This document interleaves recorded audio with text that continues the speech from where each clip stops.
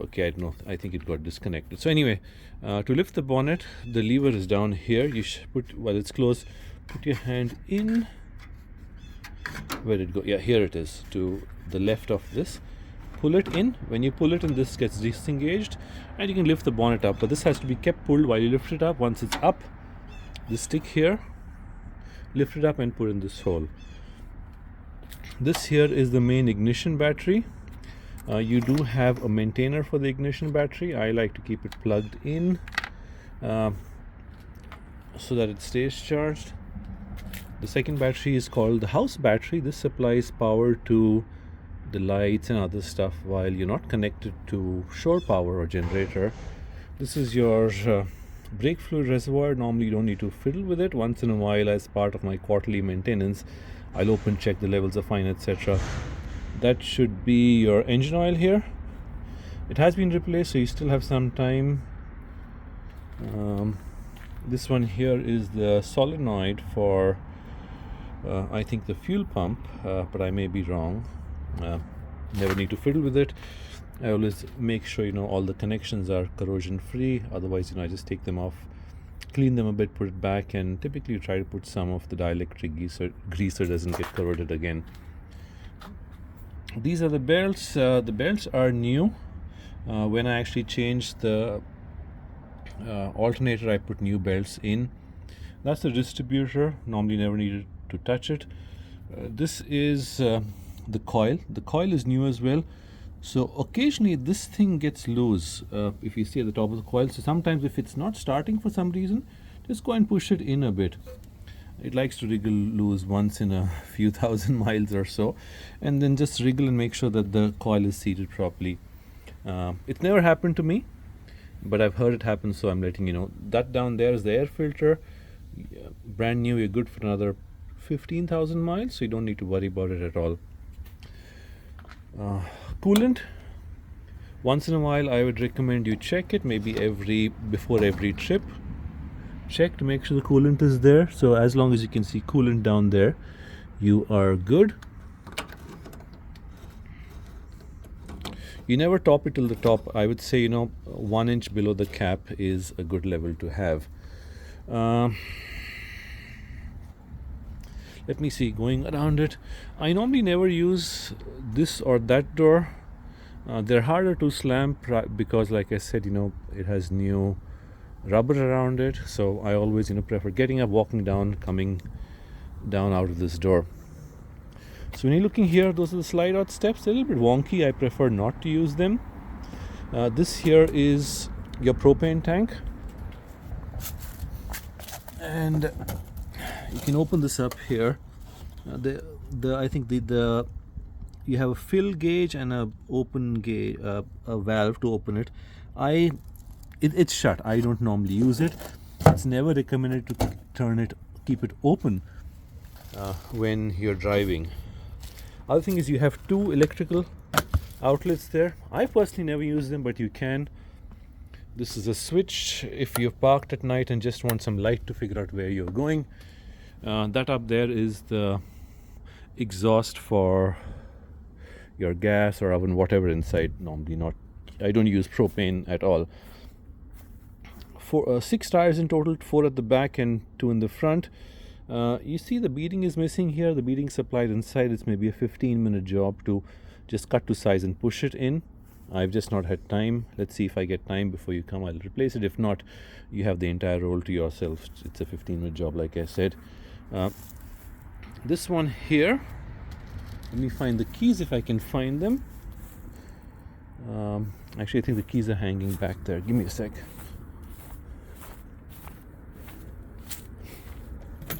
Yeah.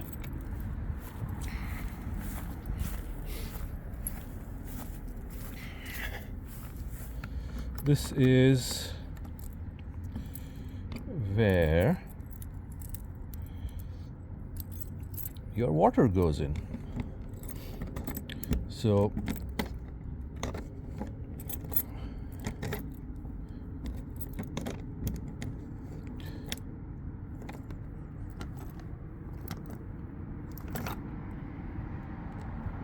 give me a sec.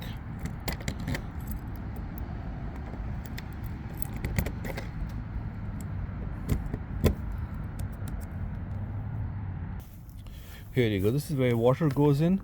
I normally use this. I'll put a hose and fill water in, and then I normally stand. I don't want it to overflow and come out. So once it's done, I shut off the water, turn it off, and when you're traveling, you can just lock it so it doesn't flap around.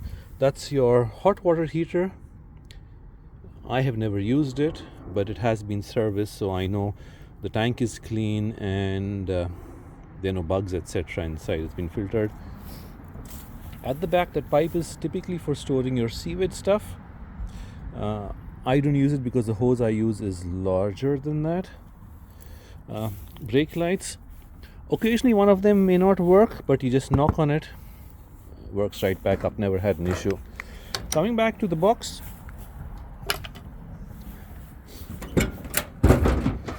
storage. This is all your sewage stuff, your sewage hookups. There are tons of videos on how to use them, so I'll let you use that. These are stabilizing jacks. They are 4. When you're parked for a longer time, you can put them under to make sure your RV doesn't move up and down. I never have. I used them one time and then I found them, it's just too much work. That's your jack if you need to change your tire. That's your clean water hose. And this here, you can connect to the end of the hose and shove it in that water hole you saw to top it up. If you're at a park which has a 50 amp outlet only, you can connect this, and then you can connect your cable here, so you can use either 30, 50 or 15 amp. You have all those provisions. And these are gloves, so whenever we do the sewage work, always wear gloves. You don't want those dirty germs in you. Spare tire. I don't know the condition, never had to use it. Do I have the keys? Yes, I do. This is where you store your electric wire. So when you're at the camp, you unlock this, take out this wire, plug it in the camp wiring. Right now it's set up for 15 amps, which is my home wall socket, but at the camp they always have the 30 or 50 amps, so I'd always recommend you use that, because house wiring is not normally recommended to run heavy stuff. This is to connect directly from your water line. So this is pressurized water. I would not recommend using it because, again, like everything, you never want water pressure always being pumped into your RV. These two are tanks. So this is your front tank, this is your rear tank. Before every trip, I normally go to where do I go? I go to the fuel pump, fill up both to the top, and then I continue my trip. The wheel covers actually are right here. I took them up because I like to fill up air to the correct pressure before every trip. The generator is here. Let me open that up for you.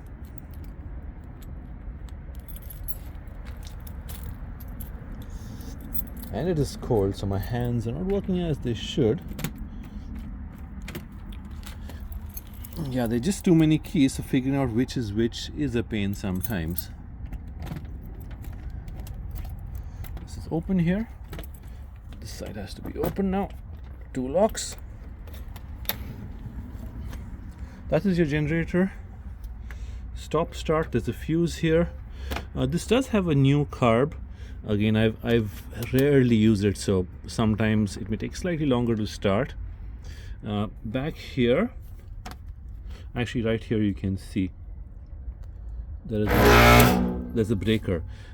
Right now it's turned off. When you're on power, it has to be off. If you turn it on, it's just going to go crazy. So to start this, I have to disconnect electrical power, flip this on, and then start. The oil in this is new, the plug is new, and the oil filter is new in this. I'm going to leave this open because I'm going to come and start the generator in a bit, just to make sure it's nice and warmed up. Coming over here, adjustable mirrors. Prior to driving, I would always encourage you to make sure the mirrors give you the correct view to the back. Let's move inside. And before that, let me make sure my feet are clean. I don't want to take in any dog poo-poo. It's cold. This is the overhead cabin, like I said. The most important thing that you need to know is when you come in, if you look down here, you have your rear and front, and there's a switch down here, you can navigate left, right. There's also a center, but if you do that, I don't think anything's happening. So either do rear or front. I think the rear tank, I forget, one of the tanks is bigger. What I try to do is I fill them both, like I said, to be full. Start with the tank. When it comes down to maybe half, I switch, and then it comes to half, I switch again, then I switch. So I try to take from both the tanks equally. You could also do quarter, quarter, quarter, quarter. That way you sort of balance. I like to do that balancing. So and when I know I'm low, I probably will fill. This is for your lights. So all the way out is the headlights.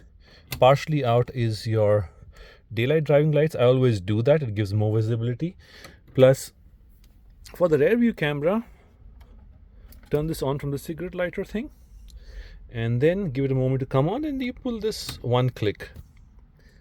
It actually, in a moment, it'll connect at the back and give you the view. I always have this while driving. I cannot re-emphasize the importance of looking behind when you turn. Your vehicle is much longer than your car. You have to be very careful. You don't want an accident the first week or month or whatever of owning this. So let me turn this back off, and then I turn this back off too. When you're parked, always use the foot brake down here. Push it to engage, pull this to disengage. Wiper wash, I have personally never used it. I know it works, but I don't use it. When you're driving, you can always turn on the wipers from here. I've used their wipers for sure. The wipers need to be replaced. They're brand new wipers on the seat. I will let you change them. Rear, neutral, drive 2 and 1. As I said, this is carbureted. When you start it, I would typically give it 5 minutes to warm up before you move. If it's summer, no such need. In winter, I would recommend it. Give it 5 minutes. It needs that time to warm up and the oils to flow. And honestly, that goes for most vehicles. You need to give them the time to let the oils go through everywhere. They last much longer. Manual doors, if you show them to your kids, they would wonder, what this is. So it's always a conversation point. You don't see these anymore. This light comes on if I open the door. What else? Armrests. Both the front have armrests here. It'll be easy to forget it's not there, but believe me, they make life very comfortable. Up here, 2 extra cab, 2 extra spaces.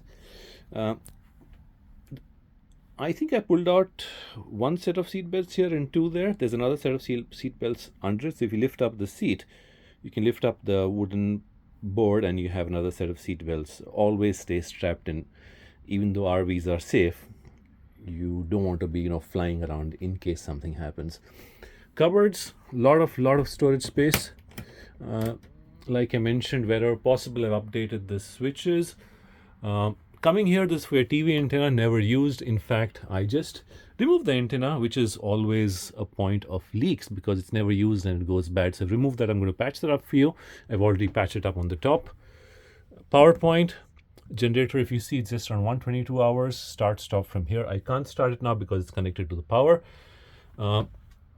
This is your status panel. By default, it shows nothing. So if you push it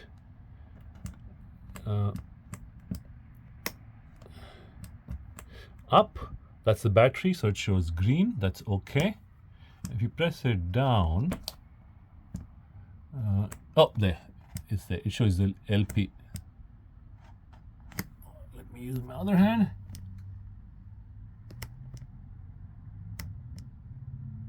There, it's full, so that's why it goes there. This is your water pump. Water pumps in the bedroom under the bed, and we'll go there in just a moment. When you're traveling, always make sure the pump's on. Again, like I said, you never want pressurized water. I don't know if you can hear it or no. And this is, this tells you, again, there's nothing, so it's all empty. So fresh, gray, and holding. If you do this, it'll tell you is it full, medium, or low. Right now it's empty, so it's not showing anything at all. But this is a quick, easy way of knowing where things are. Normally not really needed, but at least good to know that these are some things right here. This is the vent hood for your oven. Oven you unlock here. Like I said, this stays noisy as you drive. This rattles around, so you could probably just remove it and put it down someplace if you want less noise. Stovetop, I think one of them is the pilot light, but again, I have never used it. I think I've used it once or twice, but I prefer using the microwave. The microwave's down here below, and you have extensions to connect it where you want. Coming here, this is your temperature inside the cab. It's 55. You have some more plug points here. These switches here are for lights inside your cupboard. There's some noodles and tea, so you're welcome to those. And there's some tissues I'm going to leave unless you don't want them. Fridge works. So the way to work is, turn it on or off. It's currently AC. You can change the mode, LP or AC. It's automatic or gas or AC. I normally keep it on AC. Fridge works perfectly fine. I think you did have a look to make sure it's cold. I'm going to leave it on so you can check this when you come to finally pick it up. Coming down here, shower and bath. There is space behind the mirror. Switches here. Light controls from here. Noisy exhaust fan, which I never use. Hot and cold water, I always just use the cold because I never like to use propane. Some storage down below.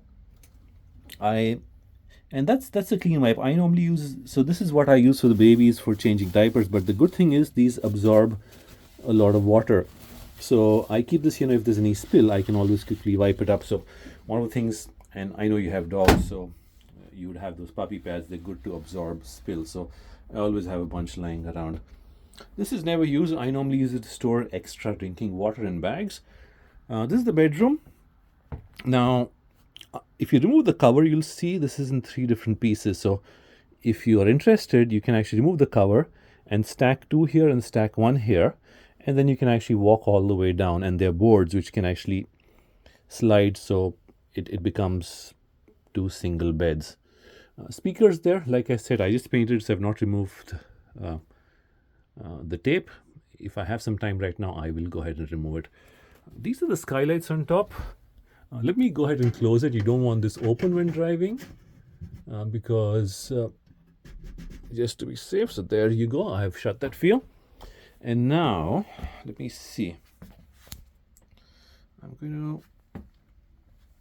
Okay. If we go down here... Oops, let me get a torch. I think that is better. Give me a sec. Because that's where all your stuff is. And I'll point that out to you.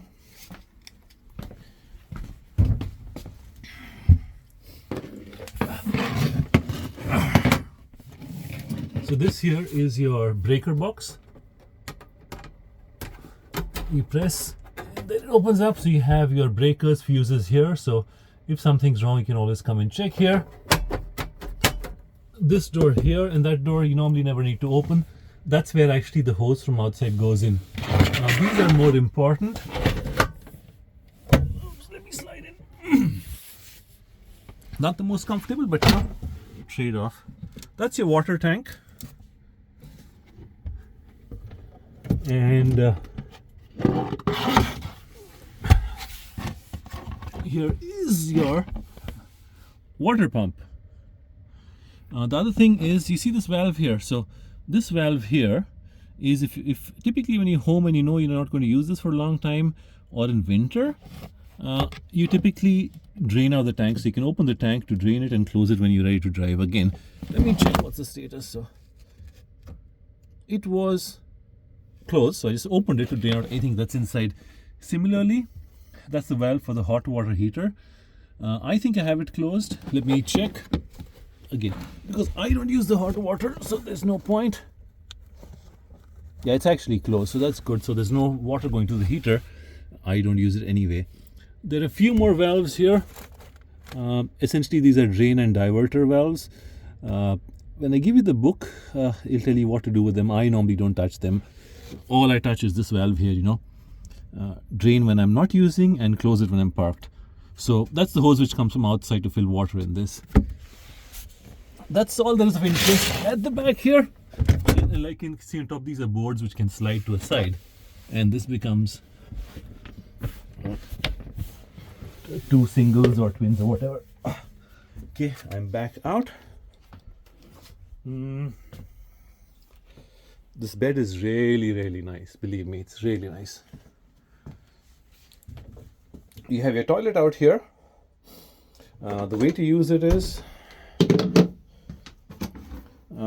and before you do your job, I would always recommend spraying some water in it. So maybe there's a little bit of water in this. Do your job, and then when you press this, press it partially, water will come, and press it fully. So let me do it. So when you press it partially, it will release some water. Press it fully, things drop in. And when the pump is on, you can actually use that bidet to clean up. I use it in emergency cases, but keep in mind, based on your convenience to use, or just use what you have in the state parks or outside, whatever.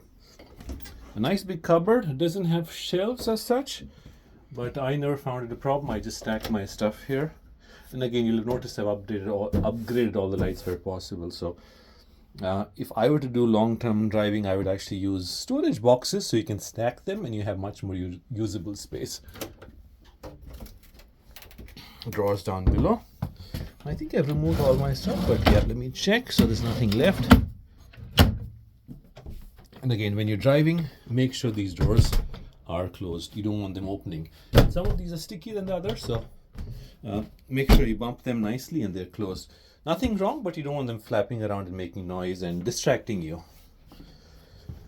I think that's it. I'm going to leave this torch for you. It always comes in helpful at night. But that's about it. I think in the end, drive slowly, drive carefully, check things 2 times, 3 times, 5 times before making your turn. I would rather reach an hour late than never reach at all. So that's all the advice I would give you. I've been driving this for 2 years. It's never let me down. Pretty pleased with it. Again, like I told you that day, it's not the perfectest RV out there, but then it's not the most expensive either. But for the price, I think you'll find everything has been taken care, from brand new flooring to upgraded lights to everything. AC, while we're here, again, we are on shore power, so I will turn the AC on, high, low, cool.